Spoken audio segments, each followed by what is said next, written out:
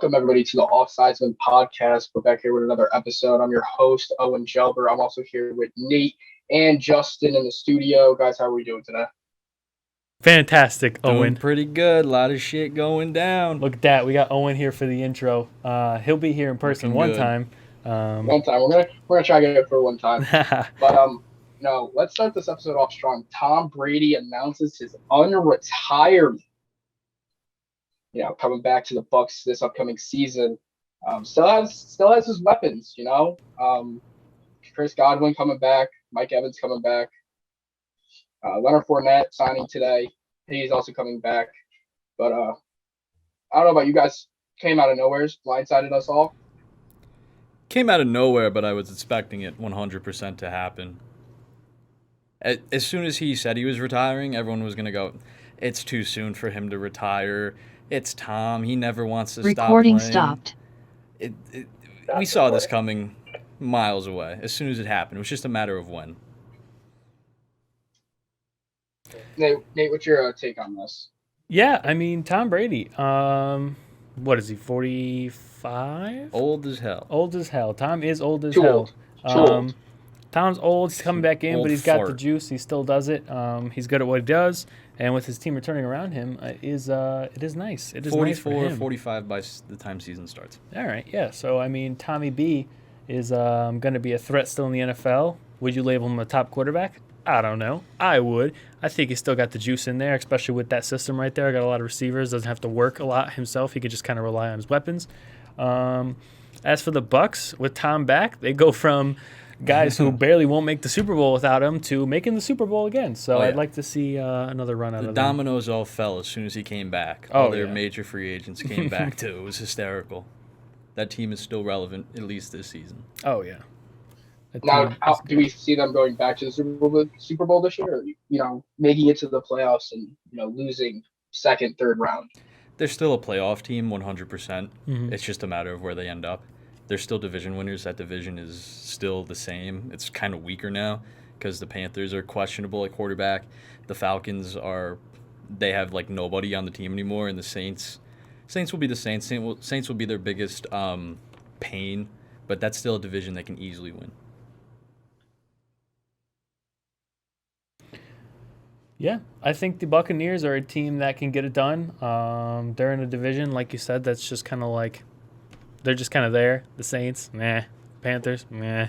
They're all kind of meh. Yeah. The Bucs kind of own that division still, and with Tom Brady back, I think it's clear to say that the Bucs going into the season are definitely a favorite in that division. For sure. What's another question about the Bucs though is rumors before before Tom Brady came back was Gronk maybe going to either the Bills or the Bengals. Do we still see that happening is the question, or is he just automatically going to stay with the Bucs, you guys think? He is 100% coming back to the Bucs. Oh, yeah. He was either going to go to the Bills or the Bengals or retire with Tom, but they are probably the biggest bromance in the NFL. Oh, yeah. So they're going to go together as long as they possibly can. Gronk will be coming back. Probably, here's my bold prediction. I think he'll be back with a contract for the Buccaneers by the time this episode gets aired. Wow. All right. So Justin's calling it. Gronk will be back with the Bucs within Another one-year deal. 2 or 3 days time. So that is his bold prediction right there. And with that, talking about re-signing and trades and all of that, this is the first episode after free agency. So as we have written here, we're going to go with trades, talking about trades that happened over the NFL, and then get into a little bit of signing details. So yes. Justin, do you want to maybe start off with some big trades that maybe surprised you or you saw coming, or just big trades happening? I have to say, this past week and a half or so has probably been the most exciting NFL offseason I've been around for. People are going left and right, going to different teams, getting lots and lots of money, and it's just a lot of crazy shit going down. It's a fun time right now. We got football off-season, off the rails. We got baseball coming back, spring training. Season's right around the corner. It's a good time for sports. But first trade I want to go into is we came close to having breaking news again. We had the Carson Wentz trade live on this show, and we almost had this one too. We're about an hour off. Khalil Mack getting traded from the Chicago Bears over to the Los Angeles Chargers for what was only a second-round pick and a sixth-round pick next year. So the Bears, second-round pick, a lot of value there. But at the same time, Khalil Mack is still an all-pro, an all-star, Pro Bowler. He's someone who could still be worth a first-round pick. Oh, yeah. But I guess the Bears were eager to get rid of him, get rid of that contract too, and they took the second. And that's a big W for the Chargers, who are still working on Herbert's rookie contract. And now's the time to get other big contracts that could be a problem later. But now with Herbert not getting his deal yet, now's the time to get these guys like that. Great move by the Chargers. Yeah, and what's interesting is a lot of these big weapons are actually going for lower round picks like we didn't imagine, sorry. Amari Cooper, he's a guy that went for Fifth kind of and little to nothing. rounder. Exactly. And Cleveland got a sixth-rounder anyways. They did a sixth-round swap. Pretty much just you got a fifth out of Amari Cooper. Yeah, he has a big contract, but he's a guy who can make a big difference on the field. So Yep. that was kind of shocking to me that they got him for that little. It's interesting with the Cowboys situation there. The Cowboys have a lot of cap issues. They have a lot of talented players. Good team, no doubt about it. But with a lot of talent comes a lot of big contracts. And so when they paid Zeke, I think that was their first mistake. Mm-hmm. Yes, they paid Cooper, and he did his thing. But I think paying Zeke a lot of money was their biggest problem there. Because running backs are very replaceable, good or bad, mid, whatever. Running backs are very expendable. You can get a good running back off the streets. Doesn't matter. And the Cowboys gave Zeke a lot of money that probably shouldn't have given him. Yeah. Like I've always said, running backs never pay a running back. I always have said this. Me and Justin have talked about this on countless occasions. Do not ever pay a running back. There's only certain running backs that have an exception, maybe like a Derrick Henry or Alvin Kamara, who are just different levels on the field. But just paying a straight-up running back, like a rusher, or paying a guy who's one-dimensional, it's just never a good idea. Because look at the Cowboys situation, like you're saying. You pay Zeke all this money, but Tony Pollard comes in, and he looks like the next best thing. Tony Pollard's a stud. He is a stud. And he's getting paid nothing right now. Yeah. He's a stud. Look at guys like we were talking about today. 5 years ago, or 3 years ago, actually, your best running backs were Le'Veon Bell, Jay Ajayi, guys Todd like Gurley. that, Todd Gurley, and all of them are not even in the league anymore. It's kind of weird how much it changes and how running backs I just saw a expire. number a long time ago. I think the average lifespan of a running back's career in the NFL is only 4 years. Yeah, I could see that. There's certain guys you pay and don't pay because just in any situation, you can just draft a running back who can make that much of a difference, even if it's a first, second, or third round pick. Look at the Steelers. They didn't want to pay James Conner money. They let him go. They got Najee Harris, and guess what? Harris is one of the guys who He's a look stud. like he's going to be a stud. And he's in a probably few going to years. carry their offense this year if they don't Yeah. make any other changes to quarterback. Yeah, that's why you always just kind of hold out and you maybe draft a running back. There's certain guys, like I said, that deserve contracts. There always will be. Always will, maybe 2 or 3, but I would never, ever, especially in this type of offense this year where the quarterback's running, the passing is getting better, receivers are getting faster and more versatile, like Debo. I would just never pay a running back an absurd amount of money. Yeah. And here's the problem, too, with the Cowboys as well. They were paying Amari Cooper a substantial amount of money, no doubt about it. Worthy, yes. Yeah. Then you gave Zeke that, too, which was the questionable part. But then here's the thing. You trade Amari Cooper and his contract over to Cleveland, but then, like, hours later or the following day, they re-sign fellow receiver Michael Gallup to the same caliber contract. Mm-hmm. It's interesting decision-making there by Jerry Jones in the front office. Yeah, because it's almost, yes, Michael Gallup's younger, but is Michael Gallup really similar to Amari Cooper? Amari Cooper, wow. Sheesh. Amari Cooper, Can't sorry. even talk, buddy. Yeah, no, I know. I don't know. And he's got injury problems too, Gallup. Yeah. And basically, you're back where you started. Yeah. You're still in the same amount of cap space situation there, too. It's, I don't know, weird choice there by them. Interesting. But it's the Cowboys. They know what they're doing, I guess. It's Yeah. like we said last time in terms of rebuilds and bad cap situations. These GMs are smarter than us. They know how to solve problems like that. Yeah.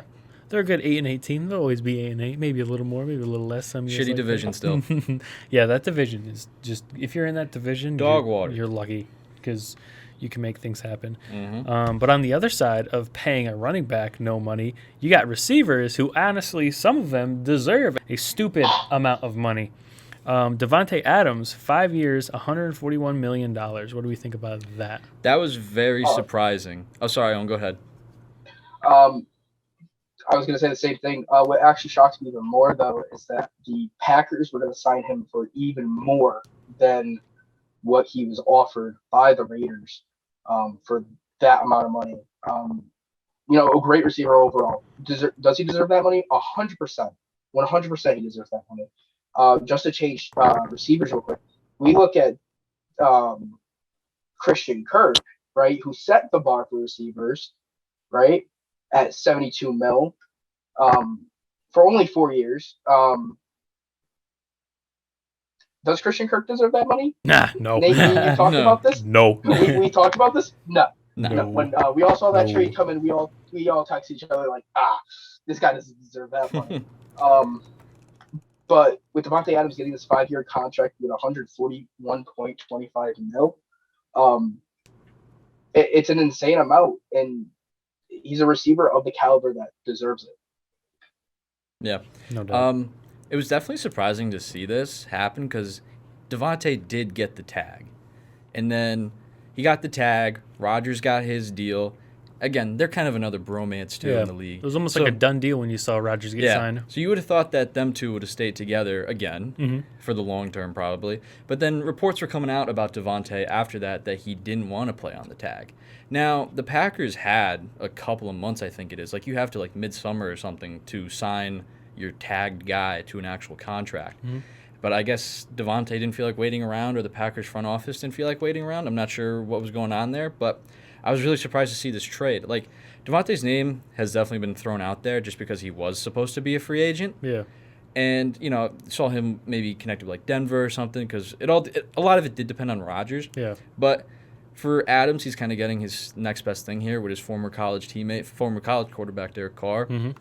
And it's fun to see though. It's fun to see players moving around. I like that. Yeah, it's fun to see how superstars actually make an impact on a team versus are they just good in that system. Oh yeah. Now, quick question though, right? Does Derek Carr and Devontae Adams still have that chemistry? I'm sure they do.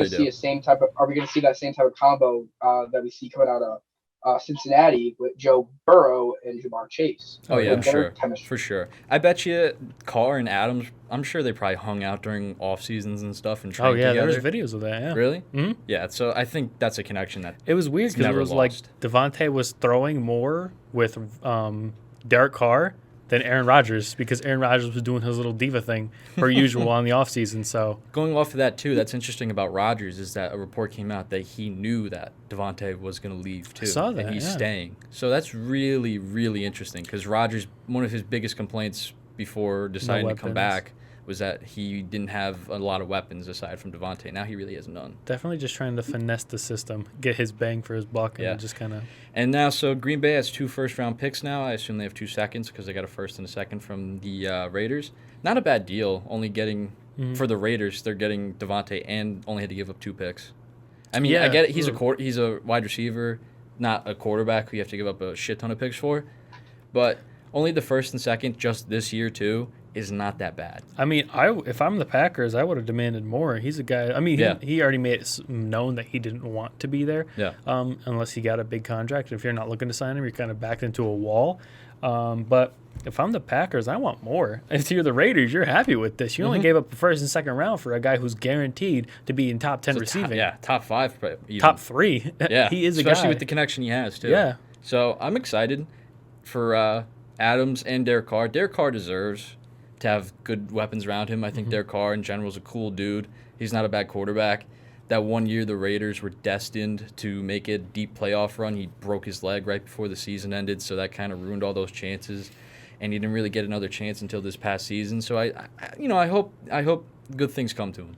It's interesting, too. I know we're talking about Devontae a lot, but he is a game changer because you take, before this trade, you have the Raiders who are probably coming last in that division. Oh, yeah. And now I'm arguably putting them at, maybe top 2. The AFC West, we've been talking about nonstop in previous episodes and on our TikToks. Please go check out our TikTok, link in the description. Yes, sir. That AFC West division gets more talented and more talented almost every day. Almost every day. It's ridiculous. Big names, too. Not even just meh players. It's good players.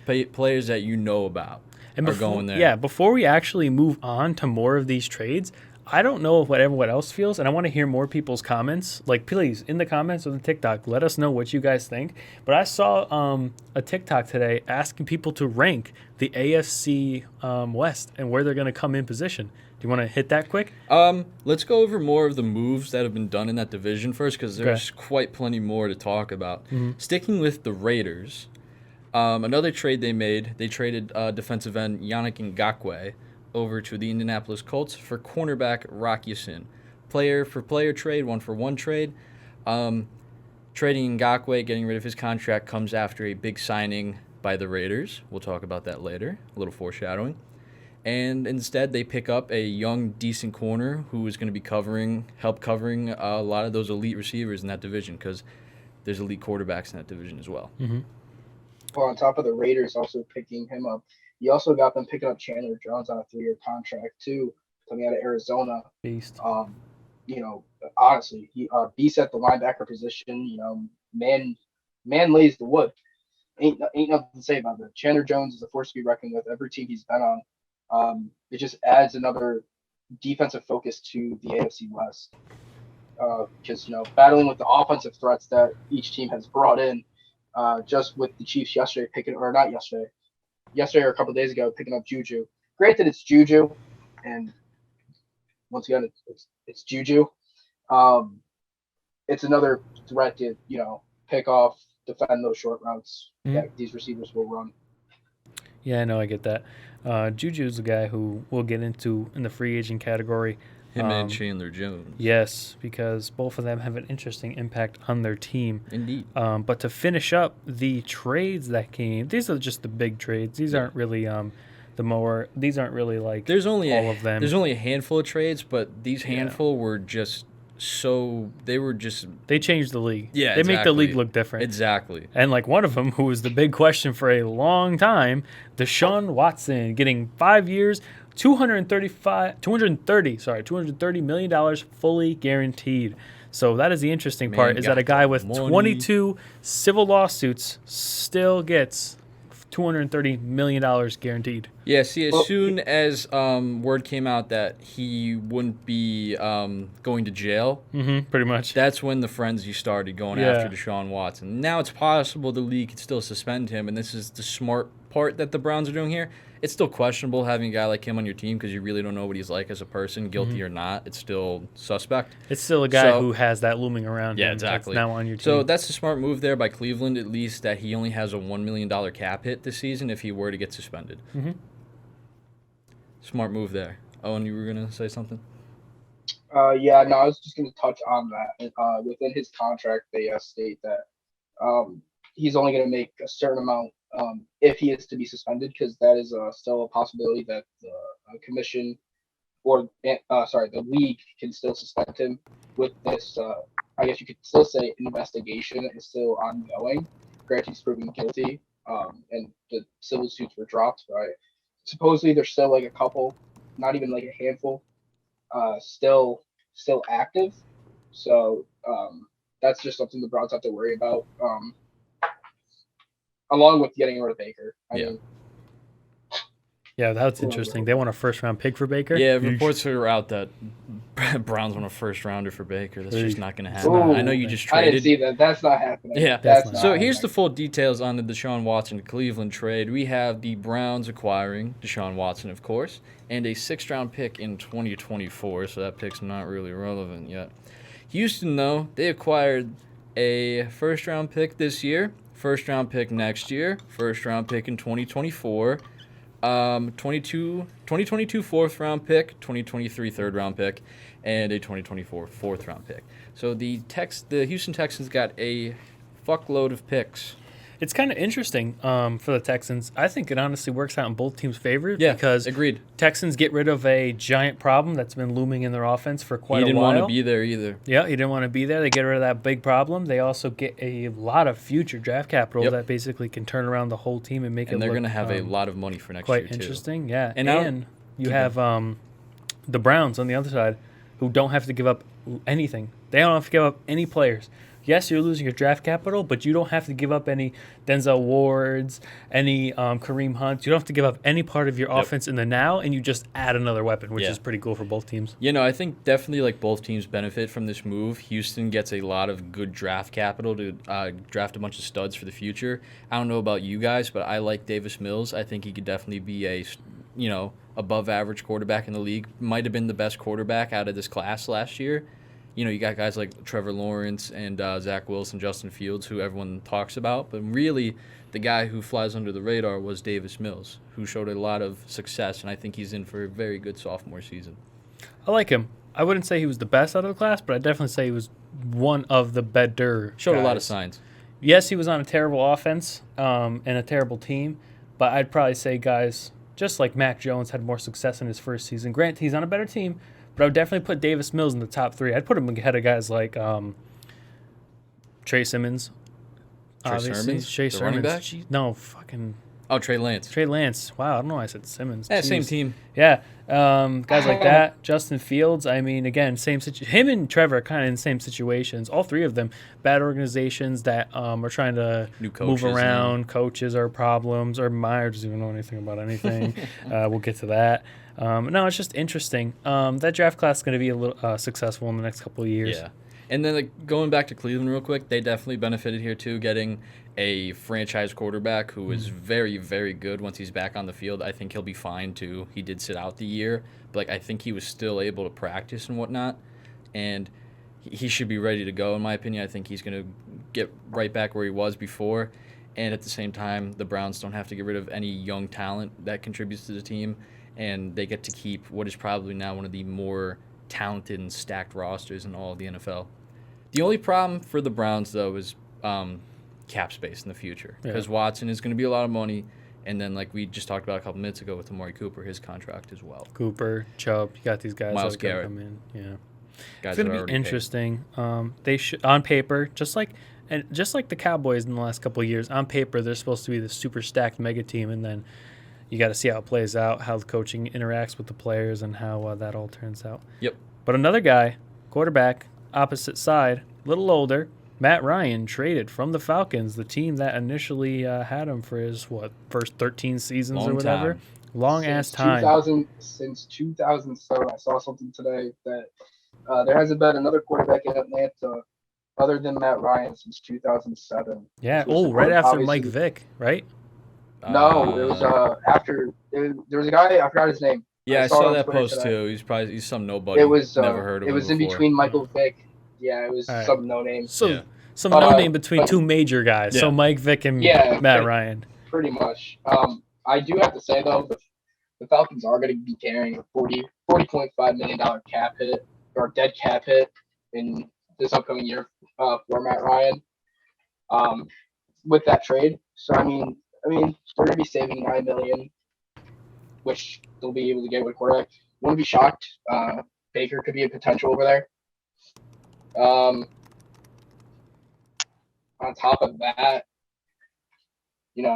Colts got a good quarterback with Carson leaving. Matt Ryan is not going to be that guy, I guess. I think Matt Ryan could shine in that Colts system. He's got Jonathan Taylor to back him up. He's got Michael Pittman as a nice wide receiver 1. And I think maybe we could see also too a Julio Jones reunion with Matt Ryan up there in Indy. I think that'd be good. I think he's in a better situation. He's definitely in a better situation. And the Colts are in a better situation. He has better O-line. That too. He has a much better O-line. Because Matt Ryan, he's up there in age. He's regressing just like anybody else. But he still had a decent season if you look at the numbers. But it's just the talent around him was not there. If you ask he was not getting a good supporting cast. NFL fan versus any NFL casual, and you ask them their opinion on Matt Ryan, their answer determines how much they actually watch football. Because if you say Matt Ryan, what do you think about him? And they say he sucks, he's washed, he's old, he's never good. You're a cash. I'm sorry, but you're a cash. Just because I hate calling people casuals because I hate gatekeeping and all that. But Matt Ryan is a good quarterback. If people are going to sit here and say Phillip Rivers is a good quarterback that's on a bad team, Phillip Rivers had Antonio Gates, guys who made differences on his team. His defense was always good. Matt Ryan has been on a team. Yes, he had Julio Jones, who was a great receiver, but his line was never there. His defense was always okay. Even 28-3. They scored that many points, yes, but their defense also let up that many points in the Defense and Super Bowl. coaching. Their coaching Defense was and always coaching not let them great. down. Matt Ryan won MVP. He did all he could. Yeah. Matt Ryan is in a situation that the older quarterbacks like Brady did. He's in a better situation in his last couple of years, and he's going for the going up there. Because look at it. The Colts were right there with Carson freaking Wentz, who all he did was hand off the damn ball. Matt Ryan can actually throw an accurate deep ball now, and you have Jonathan Taylor, a great O-line. And if you get another stud at receiver, that team's lethal. Indeed. And what is still kind of like a mid division. Yeah. The hard I part do is like when they get in Justin's playoffs idea. and they have to fight AFC West teams. Yeah. I'm sorry, Owen, go ahead. I do like Justin's idea though of that possible Julio Yeah, Matt reunion. that'd be sick. I think it's perfect. It's a It all lines up. I mean, if we're doing perfect scenarios again, that's a perfect scenario for the Colts. Mhm. Yeah. Pick up Julio. I mean, that gives Matt Ryan. They already had the chemistry. Shit, they played for who knows how many years, a good handful together. Long time. Went to a Super Bowl. Obviously choked, no big deal. But adding him is, like the Patriots adding a number one receiver. They add that guy. Yeah. So, going back to the Watson thing, I really thought he was going to go to the Falcons. Yeah, I think I everyone do did. too. Because the Browns, because that whole situation was like, it was a different situation hearing about like how first whatever team that wanted him and the Texans had to agree to a deal first, and then that team had to interview Watson, so then Watson could pick which team he liked the most. That's a whole crazy ordeal there that they had to go through. One thing that surprised me though is that like him not signing with the Falcons is it's either the coach or the general manager. They were eyeing him since he was in high school. Yeah, because Watson was the Falcons' ball boy at one point early in his life. The Falcons already wanted him. They wanted him during his draft year. Yep. Obviously, they didn't get him. But him not signing was a big shock to me, and I think everybody who follows the NFL, because after seeing that and like him meeting and whatnot, I thought it was on lock that we were going to see Deshaun go to Atlanta. Yeah. Browns made a big-time second half comeback because all the reports and tweets out there said that the Browns were out of the running. And then all of a sudden, news breaks. Oh, the Browns are getting them. And everyone's like, what the fuck? I thought the Browns were out. Never trust them. Just to go off script real quick, since we're like on the topic of quarterbacks, Justin, I do want to hear your opinion on this because it does revolve around your Seattle Seahawks. Pete Carroll is saying that he thinks Colin Kaepernick deserves a second chance. Now, Colin Kaepernick has been seen working out with Tyler Lockett, and with Pete Carroll coming out saying this, JT, what is your opinion on this? Didn't he say like he deserves a chance, but not with the Seahawks? I don't know. It's like I thought he said I could have sworn he said he deserved a second chance. He said he deserved a second chance, but not with the Seahawks. Yeah, a couple years ago, Pete Carroll said he deserved a second chance, but we already had a quarterback, so there was the second chance wouldn't have been with us. I think second chances are kind of too late for him at this point. He's older. He's been out for what, 4 years? It's been a long time, that long away from the actual game. He can practice and put video out there all he wants, but he's literally just throwing to an uncovered receiver with no pass rush or anything, no pads on. It's all for show, I think, at this point. Like, if people are questioning 28-year-old Deshaun Watson, who just came off this amazing season and had 1 year off, and they're questioning if he can come back and play, then you guys should definitely be questioning the guy who's been out for 5 years and in his last 2 years arguably put up horrendous numbers compared to the year before. If you want to sign him for like a second, third string and put him out there in preseason and see if he still got something, I'm down for that, but I wouldn't sign him to be a lock on the roster. Yeah. Because we have Drew Lock. Ew. You're already on that Drew Lock train? Mm-hmm. Ew. They like him. Ew. So that means I like him. Ew. All right, moving on to one of the final signings. We have Shaq Mason to the Tampa Bay Buccaneers. Yeah, I was about to introduce that because you two Patriots fans, what the fuck is Bill doing here? Huh? Patriots offseason. I saw that. Our offseason is horrible right now. Literally shit tier right now. We've done absolutely jack for signings. Listen, if we're going off of releasing, oh, dude, we're number one with releasing players right now. Yeah. J.C. Jackson, Shaq letting Mason. players walk, letting players go. I thought we were going to release freaking Trent Brown. But they Or let 'em teased walk, us with yeah. that one. They teased us with that one. That's cool. At least But, the one positive. Yeah. This is like this listen, we lose a star tackle now. Yeah, this trade, Shaq Mason, he's younger, right? Like, he's not 30 yet. He's like 28, and he's our starting guard. Yeah, he's 28, going to be 29. Yeah, starting right guard who was proven to be good for just a 5th-round pick. It's like Nate's doing a Madden rebuild. Yeah. Like, I don't understand what they're doing. And abusing the CPU. Yeah. I don't know what they're doing. With salary cap off. Yeah, no. That's an inside joke because if you didn't know, in Madden 22, the easiest whole offensive line unit to trade for is the New England Patriots. You can get Shaq Mason, Isaiah Wynn, and David Andrews for just like a 5th-round pick. So that's where that came from, and that's what they're doing in real life. Patriots are like, you know what? Fuck it. Let's just get rid of all our weapons because why the fuck not, right? Yep. Let's sign no receivers. Let's get rid of everybody. Fuck our corners. We don't even need a team anymore. Just sell them. And we'll talk about the Patriots a little more in a later segment, as we don't want to get too off track here. So I think that was basically it for the major trades. Like, again, not a crazy amount of them. It's just who was getting traded and what was getting traded was the crazy part. And just seeing all these QBs move too is wild because usually once you find that franchise quarterback, you want to hang on to him tight. You never want to let him go. But a lot of guys, it's the opposite happening. So with that, we're going to move on into free agent signings. Who got paid? A lot of people got paid. We mentioned it before.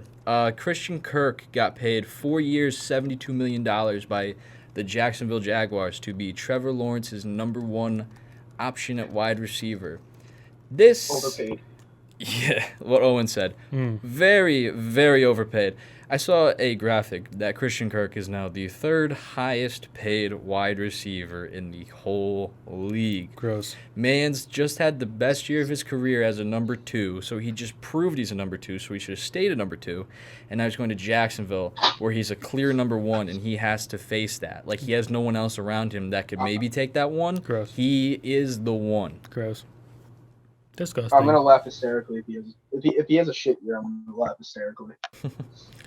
Go on the TikTok page and see the TikTok I posted. It's pretty funny. We have covered a majority of signings and trades and whatnot on our TikTok. That's definitely our place to where we want to make the most content and grow the most. So definitely please check it out. And you'll hear good English, more opinions, and just, I don't know. I think it's better for us here. TikTok's easier, especially because these episodes only come out once a week, so we can only cover so much in one episode, where every day we're posting maybe 2-3 times a day. Exactly. Some days it's 1 post, some days it's 3. You'll get no more than 3. Depends on what happens in the league. We can't control that. Yep. But we'll be on the ball. And you can interact with us personally, so it's a great idea to give us a follow on all of our socials, the Offsidesmen. But to segue into more of the free agency signings, Pittsburgh gets their quarterback. They signed Mitch Trubisky to a 2-year, $14.2 million deal. Fair signing. I mean, 2 years. They might be searching for another quarterback within that time frame. Who knows? Especially how the league goes, and especially with the draft class coming within 2 years. You got some decent quarterbacks that are sophomores currently that I like this. Oh, sorry. Still haven't signed. That still haven't. I'm not saying develop in college, but they're still there. Yeah, I like this move by the Steelers. Last episode, if you check that out, where we did the perfect scenarios, I had Trubisky signing with the New York Giants to possibly compete with Daniel Jones for the starting QB spot because he has chemistry with their new coach Brian Daboll and sat behind MVP quarterback caliber Josh Allen. So I thought that was the best fit. I didn't even consider the Steelers, to be honest. That's on me. They were a team that needed a quarterback too. I had them more in the sweepstakes for Jimmy G, but I guess that's not the case anymore. So I like this move. You're getting Trubisky, 2 years, not a lot of money, and you can bench him easily if you want to. I kind of look at it as a situation like when the Seahawks signed Matt Flynn for 3 years for like $33 million to be said starting quarterback, and then we drafted Russell Wilson. We didn't expect him to be this good and be the starter, but that's the case. And so Matt Flynn's contract was flexible enough to where it wasn't a big deal that he didn't end up being the starting quarterback. So I think that's the kind of scenario here for the Steelers, who maybe could still possibly look to draft a quarterback this year. But we'll see. Best QB in the AFC North, baby. Mitch Trubisky. Better than running back Lamar. Better than Joe Burr. Better than freaking running backs. I don't even know. Nickelodeon's most valuable player, Mitch Trubisky, yes. to the Steel City. He's not a terrible quarterback. I mean, He's not. I'd say he's mid. He gets a bad rap. He does. It's going to be interesting. Because he was in a bad team. He was on the Bears during that whole double twink scenario. He was on a bad team with bad coaching, and he actually went to a Pro Bowl, so he has some potential. So it's going to be interesting to see with him and a good coaching staff like Mike Tomlin. You know, segueing to another quarterback, Jameis Winston's re-signed with the Saints on a 2-year contract. I love it. What do you think about that? I love it. Great. I think it's the perfect move for the Saints because they promoted defensive coordinator Dennis Allen, I believe his name is, to head coach. So they still basically have the same coaching staff, just not Sean Payton. And Jameis learned sitting behind Drew Brees and hanging out with Sean Payton how to be a better quarterback. He had the whole eye surgery and shit. Like, we knew he was a decent quarterback from the start. It's just his problem was interceptions and ball control and making good decisions. But he definitely showed improvement there, and he's got Alvin Kamara to back him up. And the Saints, cap-wise, we know they're in a terrible spot with the cap, and they get Jameis on more of a team-friendly deal. So I think it's the smart move here for the Saints to bring back a guy they already knew, and they could, again, like the Steelers, maybe draft someone for the future. Yeah, and I've always been a big Jameis guy. I liked him out of FSU. Even when he was getting criticized for throwing a shit ton of interceptions compared to his touchdowns. I like Jameis. I think he could throw a good deep ball, even though it might not be the most accurate in the league. He's got the power. You can always teach accuracy. And I think Jameis is a guy that can be worked on and can show. They were what, like 5-2 before he got injured? Jameis was 5-2 before he tore his ACL. He's the guy, man. They would have made the playoffs. The guy. And they didn't have Michael Thomas. I mean, I don't know. I like that Saints team. When Jameis led the league in interceptions, he also led the league in passing yards. So he can, just because he had a lot of interceptions, he still makes a lot of good completions too. Would you rather have a guy who can only depend on his other assets and have low interception, low touchdown ratio, or would you rather have a guy who has the leader in fucking touchdowns and leader in interceptions? Here's my question for you two. Would you rather have that Jameis Winston who threw 30 interceptions but had like over 5,000 passing yards? Would you rather have him, or would you rather have Carson Wentz this past year who relied more on Jonathan Taylor and threw the ball like 10 times a game and made a lot of bad decisions as well? Who would you rather have? Jameis. I would say Jameis too. Easy. I don't know. That can go either way, though, because, I mean, the Colts didn't do too bad. Yeah. But at the same time, they have like, it's kind of like scenario like you're saying, because the Colts had an amazing running back. But at the same time, if you have receivers who can go and catch that ball, and I don't know, it just kind of goes either way. But I mean, I'd rather have a quarterback who's not afraid to air it out than a guy who only wants to run. Sticking to quarterbacks, a mere less than an hour yesterday it was after the Falcons decided to move on from team legend Matt Ryan. They went out and signed Marcus Mariota to a 2-year, close to $19 million contract to either be a placeholder or actually be the starter. The Falcons are in a shitty spot right now because everyone thought they were the landing spot for Watson, and like that would have drawn up a lot of stuff too. Like, oh, if they get Watson, he could throw to Pitts, he could throw to Patterson because they re-signed him. Then everyone was talking about like maybe the Julio reunion with the Falcons would have been perfect there. And that just didn't happen. I don't think we talked about that actually. Just to recap real quick, Julio Jones got released by the Titans. I think that happened in between recordings. That's why we keep bringing his name up. He's on the market once again. So I think now he's the main candidate for the Colts. But at the time before the Watson deal, I think Watson going to Atlanta and then Julio joining him would have been sick. But now the Falcons are in probably one of the worst spots in all of the NFL. A friend of mine who will have a guest on in the future is a Falcons fan, so we get to hear how sad life as a Falcons fan is from him. Yeah. Look forward to that. Yeah, Falcons are in a tough situation. They're probably in one of the worst situations in the league, just backing off you. There's teams like the Lions and Jets, who were like last in the whole league last year. Even the Texans are arguably in a better place for the future, whereas the Falcons are kind of in cap hell, owing money to players that are gone. Their receivers are betting on their own games, which are getting cut. Russell Gage left. So.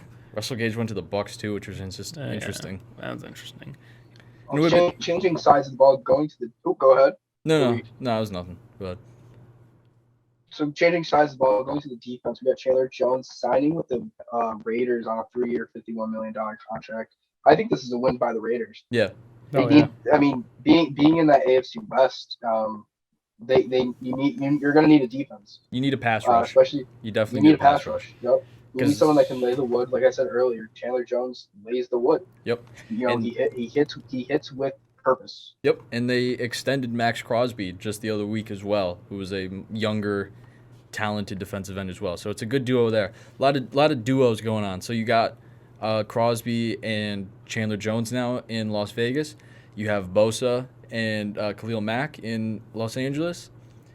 It's two very scary pass rush duos coming after Russell Wilson, coming after Mahomes. So it's going to be interesting to watch. Both offense and defense is stacked in that AFC West. And arguably the best defense out there, going on to the next one, has another additive to that team. J.C. Jackson, a young, prominent corner who honestly is compared to being one of the better corners in the league this year. Mr. Interception. Yeah, 5-year, $82.5 million. The test is, how good is he going to be against these stacked AFC West receivers? Yeah, I saw a graphic. Uh-huh. He has to cover Devontae twice a year. Mm-hmm. He's gonna have to probably cover Tyreek twice a year. Yep. Or like Hunter Renfrow too. Yep. Jerry Jeudy, Cortland Sutton. All these. The AFC guys. West is playing the NFC West this year for like the interconference play, so he has to cover DK Metcalf. Mm-hmm. He has to cover Cooper Kupp or newly signed Rams wide receiver Allen Robinson, D Hop, and fucking Curtis Samuel as well. They're gonna hope it's gonna be a long year for him. Yeah, they're gonna hope that they get the money out of him. He's a good corner, and he's covered some decent guys in the past year. So. Those interception numbers are gonna be going way down. Yeah, because you got to think about it. He did face Zach Wilson, who threw the ball to anyone but his team. Yeah. To turn the ball over. To a turn. And Josh Allen was probably his biggest problem. But other than that, like he had 4 games there. Where he played 2 quarterbacks that like to turn the ball over. And against the hard part is how consistently he's going to do it, because when he was doing it against the Bills twice a year, he actually was pretty good. And the only problem with the secondary and why the Bills got the best of them was because the Patriots, one, got rid of Stephon Gilmore, and Cyrus Jones was out. So your second best corner, I forget his name, but he was number 41, who was drafted. He had to cover the opposite receiver. That's why Gabriel Davis in the playoffs had so many receptions and broke the record for touchdowns, was because JC was on Stephon the whole time, and that's why Stephon numbers were so low. And then Gabriel Davis would consistently get open, so they would try to switch it around. I watched that game. It was so painful. They would try to switch around the corner matchups, maybe see something happen. Then Stephon started going off because Gabriel Davis was being covered by JC. So JC can do it, and he can cover these top guys, but how consistently is he going to do it without getting burnt every so often, his ego going down? Because it does take a toll on you when you can maybe lock down a guy every couple games and then just keep getting burnt and burnt and burnt. Yep. You're not really going to like it. You're going to hope that pass rush can help you out a little bit. Yeah, but I feel like J.C. Jackson's that type of player to not like hold it against himself. I mean, it's the game of football. You know, you win some, you lose some. You're not not one corner in the league in the past year or 5 years, right, has had that fantastic season where they've never gotten burned. Shit, look at Jalen Ramsey, for example. When Brady came out of retirement, he was happy. He's like, good, you can throw another touchdown pass. Your last touchdown pass can be someone else, because Brady's last touchdown pass was on it was Mike Evans, and Jalen Ramsey was covering him, and Jalen Ramsey got burned. So I think he'll be fine. Especially, I mean, he's gonna produce what we think he's gonna produce, right? He's gonna still be Mr. Interception. His numbers are gonna go down. I completely agree with what JT said. But yeah, you gotta hope. But staying in the AFC East, Von Miller 6 years, 120 million. I don't think anybody saw the team, the contract, the length. I don't think anybody saw that. This is all over the place. First off, we really thought, I think all three of us were pretty straight set on Von Miller having a reunion with the Broncos after his short stand with the Rams. Because even before the Broncos traded for Russell Wilson, Von Miller was posting things on his Instagram story that were really like foreshadowing a return to the Broncos, and so we all thought that was going to be it, and we thought maybe it'd be like a 1 year, 2 year deal or something because he's 32 years old. Yeah. And he, as a rush linebacker, he is constantly moving, going up against the big offensive lineman, and that takes a lot out of you. And him getting 6 years, like the money is well worth it. 120, he's a guy that deserves that. But 6 years, a contract that goes till he's 38, I don't see him playing out the whole contract at all. And yes, I was surprised that it was the Bills too. Didn't expect it to be the Bills. I really thought I was 100% sold on him going back to Denver or staying on the West Coast. On the West Coast, yeah. Not East Coast. Honestly, it's kind of weird.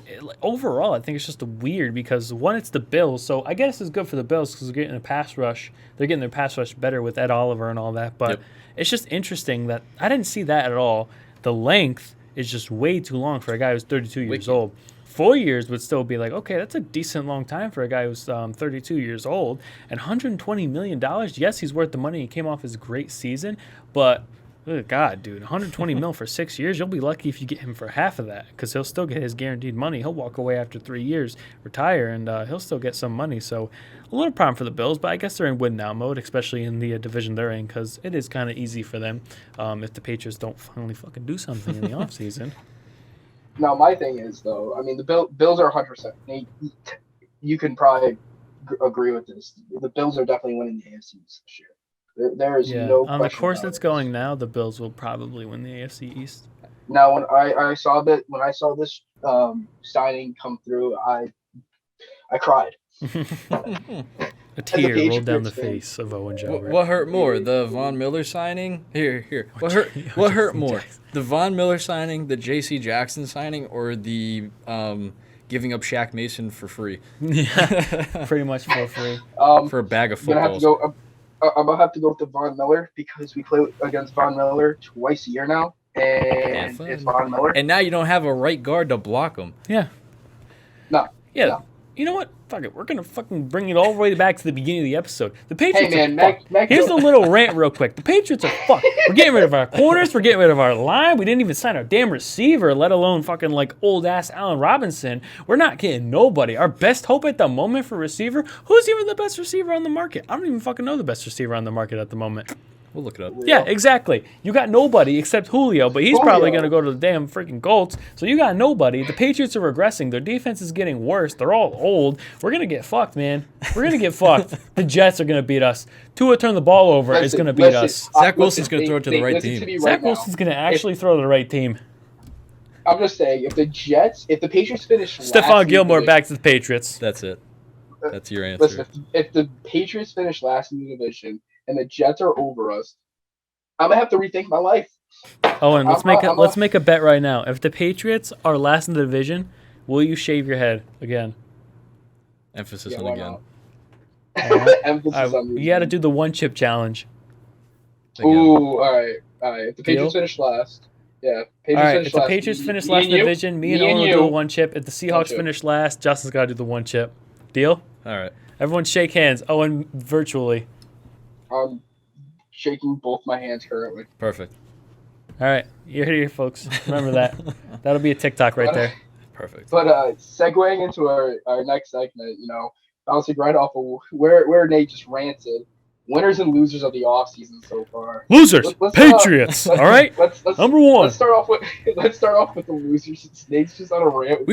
Nate and I were talking about this literally on the walk over. Yeah. I was like, I just want to make sure that you and Owen agree with me, without any bias, that the Patriots have definitely 100% been losers so far this offseason. I know it's only been a week and a half, but then Nate goes, "Yeah, I think so, but definitely not the biggest loser. But then after this whole rant, I feel like he might be rethinking that. No, definitely the Falcons are still the worst. They're fucked for the future. At least we have like a quarterback.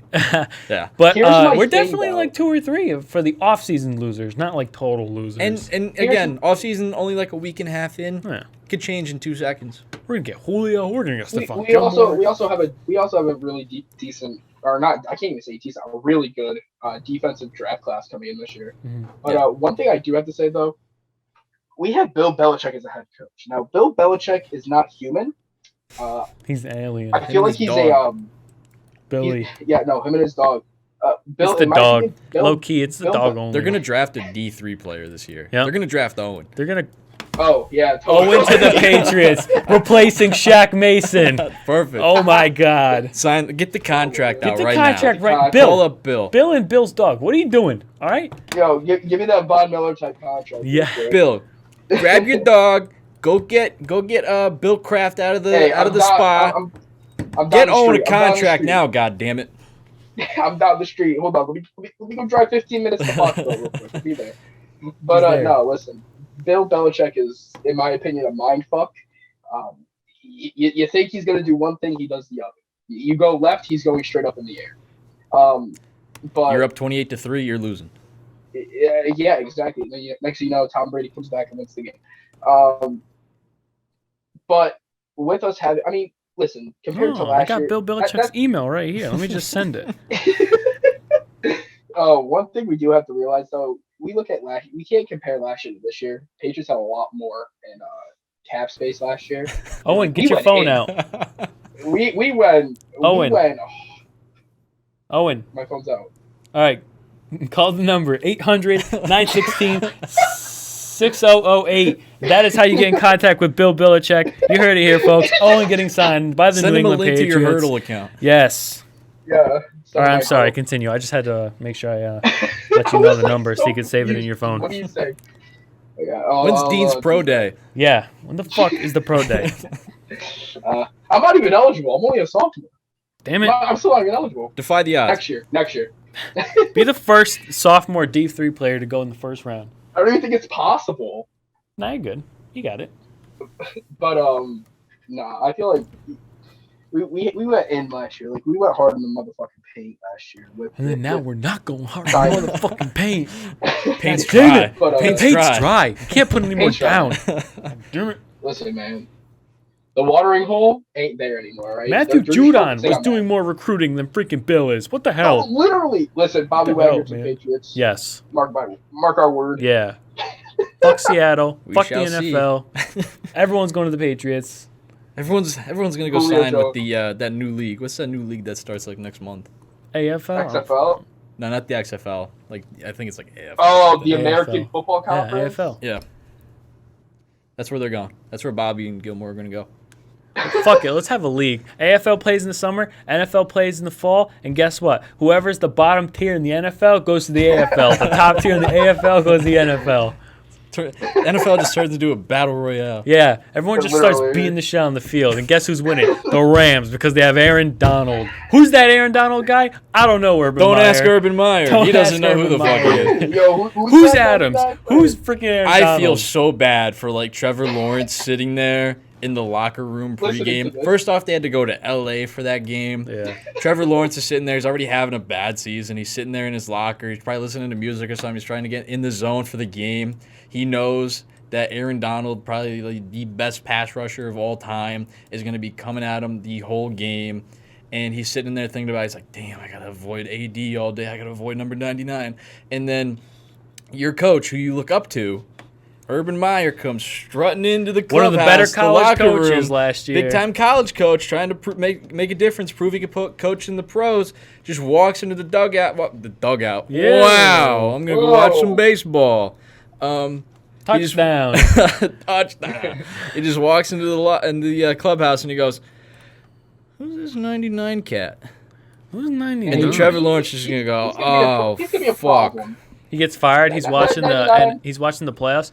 Who's 17 on the back? We need him on. Oh fuck! I'm not even Hey, a coach man. anymore. I know, Urban Meyer's probably at home watching the Super Bowl and he's like, wow, this 99 is pretty good. Nah, man, It's he was not- out there it's kicking cool. the kicker. If He he was was trying to teach the kicker how to kick, and he was kicking him, man.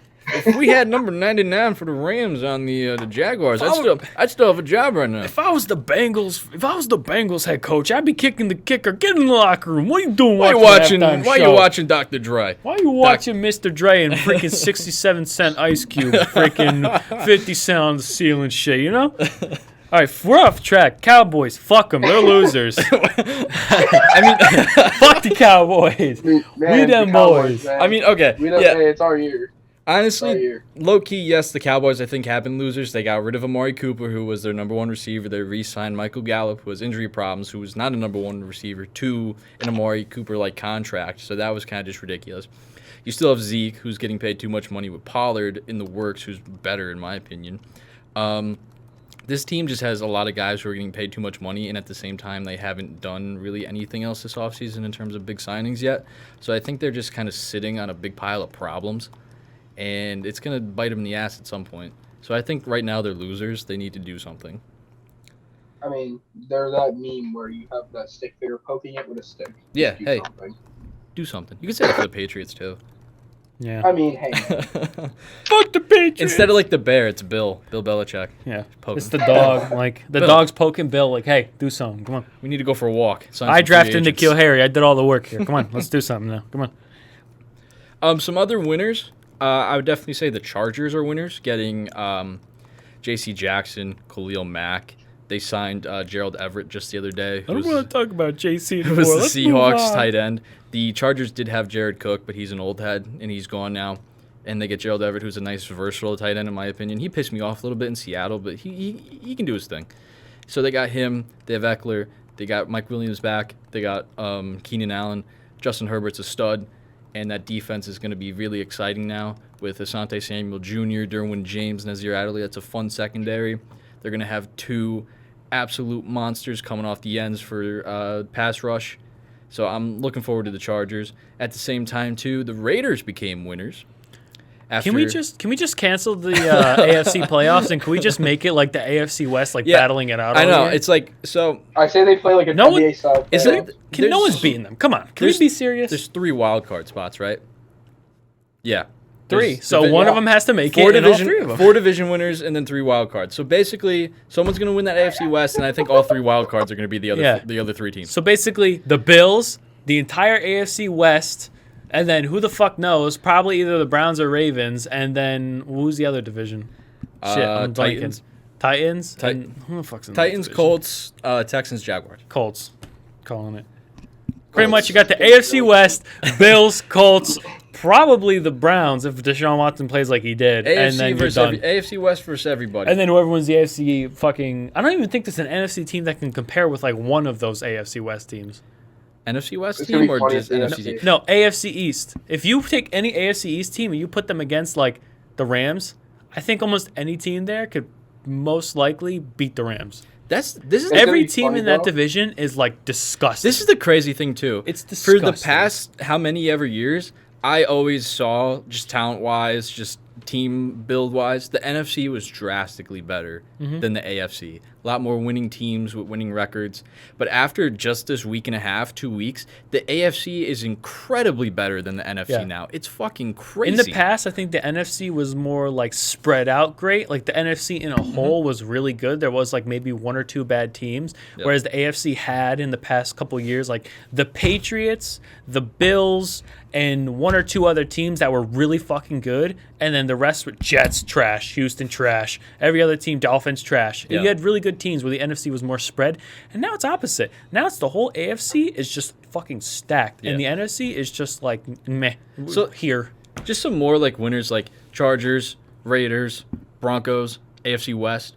The Chiefs, the lone team out here, they're not losers either. They haven't done much. Like they basically had the They're same mid. team. They still have They're mid. Mahomes. Yeah. So like they're still gonna be like fine. They got Justin Reed, who's a good safety, but at the same time, it looks like Tyrann Mathieu's probably walking. But so they're in the middle. There's a lot of teams in the middle too. I think a sleeper winner of free agency so far is the Jets.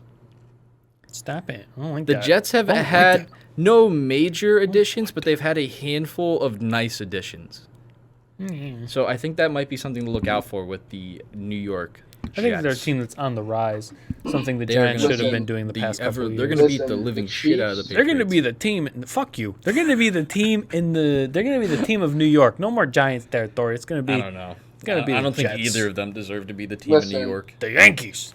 Go I think- Yankees. Listen, Team the in New Chiefs, Jersey. Go Listen, the Yankees. Chiefs. Go Mets. The Chiefs are gonna have Juju. Gross. What's her face? The wife Jackson Mahomes and and Brittany. Jackson Mahomes doing Yes. TikTok. It's going to be the Juju greatest Jackson. collab of all time. Yes. Patrick thought he was able to like calm down Jackson and like get him off for a little bit, but with Juju coming in, it no shot. No shot. Listen, instead of all three of them are gonna be dancing on Sean Taylor's memory. Real quick, let's do what I said in the beginning. Rank the AFC West. As of right now, As of right now, if you going into the season, what is your rankings? Because I have a really hot take here. hot take. Hot take on Hot mine. take. Raiders are number one. Okay. Okay. Okay. Okay. Okay. Okay. Okay. Okay. Chargers at 2. Okay. All right. Okay. All right. All right. Two more. You get the Chiefs. Broncos at 3. Okay. Wow. Okay. Chiefs Chiefs fourth. I fourth. feel like there's some Chiefs bias here, fourth. Owen. I feel like you Little just bit, don't like little the. I just feel like Little you bit, don't like the little bit. Chiefs. No, I Little just don't listen. Everybody's caught on to what Patrick Mahomes does. He's a fucking ballerina in the backfield. He drops back 80 yards, Yeah, does a buddy. couple fucking twirls here and there, and he gets sacked, or he slips, falls, or he says, fuck No, it, try I to tell agree. I agree. He's still got talent though. So mine is very similar to yours, but I have Chargers number 1. I think the Chargers defense and offense are just like disgusting. Number 2, I have the Raiders. Number 3, Chiefs. 4, Broncos. Broncos are good, but their defense is just kind of No, their defense is Yeah, good. I don't know, Not man. as dude compared to the Russell- Chargers I mean- and the Raiders and the Chiefs. Okay, Broncos defense was really good this year. If Lost a lot if of they key had Russell players. Wilson last year, I think they would have got real deep into the playoffs. But I think their biggest problem was letting go of head coach Vic Fangio. Like I get getting rid of him as a head coach because like it didn't work out, but defense wise, Yeah. he led that team. He made a good defense, I'm and gonna now he's gone. So I think that defense took a step back just because of the coaching. I'm gonna change mine. I'm gonna go Chargers, Chiefs, Raiders, Broncos. Whoa! I think the Chiefs. I think Nah, the you're putting Raiders. Chiefs up there. The Raiders are good and their offense is good, but they lost a couple guys on defense, and their coaching situation is still being worked out. Now, when I say that, I think the Chiefs and the Raiders are very close, very close. Just because the Raiders made a lot of moves and they got to get it gelled out a little bit and figure it all out before the season starts. Whereas the Chiefs already kind of have it figured out. They have the coach, they have everything they need. They have Mahomes, they can rely on that. And they added Juju as a wide receiver too. And even though he has controversy around him, he kind of takes away pressure off Tyreek so he can do his thing. A friend of mine who's a Steelers fan said really Claypool's the issue. Like everyone looked at both Juju and Claypool because they were both doing the TikTok dances and stuff, and like okay, both think of it was both of these Claypool. guys are assholes.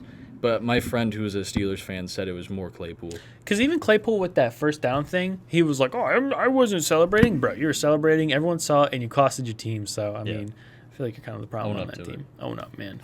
So I think yours. I think they could change. I think they could help Juju around a little bit. Yeah, no, I think Juju's good. I'm not saying that. I think we have to see if he's still a distraction or not. Yeah. What's your I think- rankings? Rankings. Hang on, let me think about this real quick. This is hard. This is Yeah. hard. Who's hard taking to- number 1, though? Who am I taking? You number sticking one? with us? I think no. Owen said Raiders. I said Chargers. You said Chargers. I like the Chargers a lot. I think Herbert is Herbert's Herbert's so disgusting. good. He's He is so so good. good. Like, yeah, they didn't make the playoffs this year and they kind of choked late season, but that's not all on him. He is legit. All right, he is the guy. I gotta fuck. This is tough, man.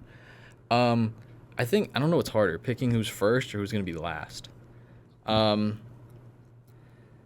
I can't say the Raiders first, just because I feel like with all the shit that happened last year, and maybe Josh McDaniels' coach is a little questionable because I think they should have stuck with the interim coach anyways, but they did him dirty and let him go, and I feel like maybe there could still be more Henry Ruggs like issues again because for some reason they can't be controlled. So I'm gonna go with not Broncos. I'm gonna go with Chargers, Broncos, Raiders, Chiefs. Chiefs. Damn, putting the Chiefs last. That's so hard. But all four of them will probably make the playoffs. Yeah. All 4 of them will have winning records. And like there's difference. People can argue because like with me, the main reason I'm not putting the Broncos last, but they're not far from each other. Like the Broncos are even though they're last in their division, in my opinion, they're still significantly better than 2/3 of the AFC. They're one of the better teams they are top 10 team. No, top 5 team probably in the NFL, maybe top 8. I don't know. I haven't figured out the numbers exactly yet, but they're definitely up there in the NFL. It's not like they're bad. That's what I'm saying. But with the coaching being figured out and the players who are coming in need to figure it out a little bit, I think going into week 1, they're not going to be the strongest that they will be at the end of the season. But going into week 1, I'm putting, like I said, the Chargers first because even though they added new additions, they're still a solid team. The Chiefs have already figured it out. And those other 2 teams, I think at the end of the season, are going to be really freaking phenomenal, but they got to figure it out before the week 1. This is going into week 1. Yeah. And plus that whole division is also playing the NFC West, which is full of talent. San Fran's no easy opponent. Rams just won the Super Bowl, and the Cardinals are good. And then Seahawks, manned by Drew Lock, could also maybe make it hard for you to win. Debatable. I agree. Making it into our last segment. Yep. Guys still available. Still got Bobby Wagner out there, Tyrann Mathieu, Teron Armstead, Gilmore, and probably more within the coming days. Who knows? Bobby Wagner. I personally believe Bobby Wagner is going to get picked up. By who? I have no idea. All those guys deserve to get picked up. I wonder. Yeah. I know a lot of these guys are kind of on the older side, but they're still able to play for another year or 2 of good football. So what is it that is taking them so long to find a new home? A lot of those guys, in my opinion. Sorry, Owen, you can go first if you want. Well, I was only going to touch on Gilmore. The only reason why I think Gilmore, Patriot, forever and always. But I mean, just looking at last year, I mean, Gilmore is a 50-50 guy. And that's my personal opinion. He's a 50-50 guy. Like he can cover, sometimes he can't. But I mean, he's not a bad overall safety. Okay.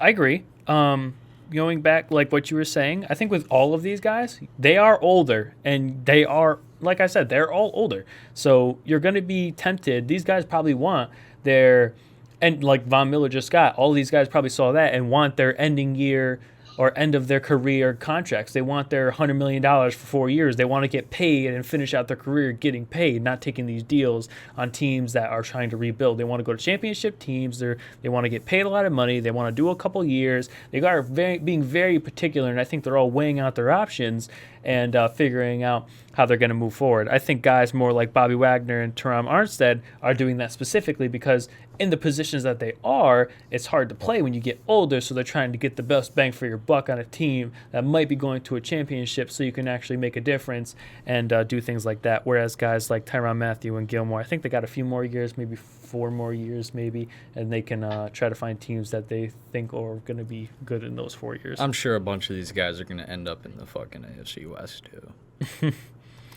Probably. At least one of them. You know damn well at least one of them's going to end up over there. At least 1 or 2. Someone's going to end up. Gilmore to the Broncos. I was going to say, the Broncos, I mean, they have some guys like Patrick Surtain, but you can definitely pick up a guy who can make a difference. Who's their linebackers? The Broncos. They could probably benefit. They got Bradley Chubb. I can't name them off the top of my head. Okay, well, like we're saying, those guys are going for championships, and you see that stacked AFC West, you might want to go to a team that can make it. On the other hand, there's also the process of going to the NFC because they aren't that strong. You can go to a strong team and make a difference on that team. Yeah. I don't know. I think Armstead Wagner would be the Cowboys. I mean, that's been a big topic too, actually. That's probably been the biggest Bobby Wagner rumor is that he could be going to Dallas. Mm-hmm. But we shall see. Bobby Dallas. I think Armstead's a good move for the Denver too. Yeah, I feel like Denver. I said this last episode. I think Denver needs to do all they can to beef up the line and give Russell what he wants. Realistically, any of these guys on a team is great. Russell. Yeah. Even like I saw Ramsey was trying to get Gilmore on the other side of the ball with him. That'd be interesting. Yeah. Just to have 2 great corners. That'd be pretty cool. That'd be good for them. They'd solidify their place in that position. Yeah. I mean, they have a really hard division. They're both like really good, but they're like opposite too. Like Ramsey has a huge ego, and I feel like Gilmore is just pretty like humble. Yeah. Like, he had an off season, yes, but before this, it was arguably he is one of the best corners in the league at the moment. Not last season when he got traded, but the year before when he won Defensive Player of the Year. It was arguably that. It was not even arguably. He was the better corner than Jalen Ramsey. And you can even say it's hard too because Ramsey's on a really freaking good team with really good pass rush, and that's where J.C. Jackson might be hopping up in the ranks because of that pass rush and what happened. But Jalen Ramsey, coming out of the Jaguars, he was a good young corner, but he wasn't as good as he is now. Where guys like Gilmore went on a good defense and got better compared to coming from the Bills. Yes, he was younger. I don't know. It's hard because when you have a good defense and you put a good corner on a good defense, they're going to do great. But Carolina, who has a mid defense, he goes there and he all of a sudden is like, oh, Gilmore's washed. It's just hard to see. It's hard to see it out. Does anybody have anything else they want to say? It should be interesting to see where these guys go. Hopefully it's in the near future, so it's something to talk about in future episodes. One signing that we did not talk about that we should have talked about probably first is fuck Gilmore, fuck Ramsey. The best corner in the league, Eli Apple, gets re-signed by the Bengals for 1 year, $4 million. Eli. What the fuck is $4 million? Should have got $100 million. Dude, 120 he's so mil. good. 120 mil for 2 years, dude. He's so good. He's the best corner of all time. He's He can amazing. cover anybody. Dude, he is the best corner, and he proved it in the He's Super Bowl. So good. So good. And with that, guys, I appreciate you guys for watching episode 4. We got Justin, Owen, Nate, Eli Apple in our hearts and spirits. Thank you guys for watching. In the future episodes, we're going to be talking about the draft class. And check out more TikToks where we talk about more signings. And Owen is joining the New England Patriots. Next episode, we'll make sure he's on the damn team. Yes, we'll have Owen here in a New England Patriots jersey. We'll have the contract details Bill and the everything. dog over there. Thank you guys for watching. Have a great rest of your day. Hasta la vista. Peace.